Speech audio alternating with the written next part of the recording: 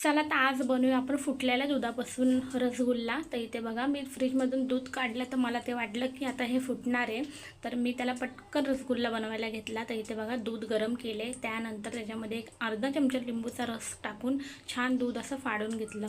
त्यानंतर त्याला मस्तपैकी चाळून घेतलं आणि सगळं त्याचं पनीर एक साईडला मी काढून घेतलं. तर इथे बघा खूप छान असं मिक्स करून घ्यायचं आहे, त्याला एकदम स्मूथ असं झालं पाहिजे.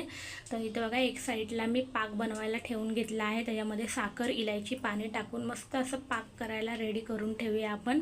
तर इथे बघा छान आपण मिश्रण एकदम मस्त मिक्स करून घेतलं आहे. त्यानंतर त्याचे छोटे छोटे बॉल्स तयार करून घेऊया, एकदम मीडियम आकाराचे करून घेऊया.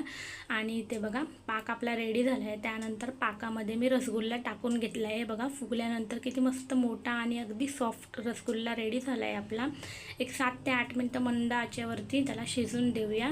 इथे बघा रसगुल्ला आपला रेडी आहे. व्हिडिओ आवडला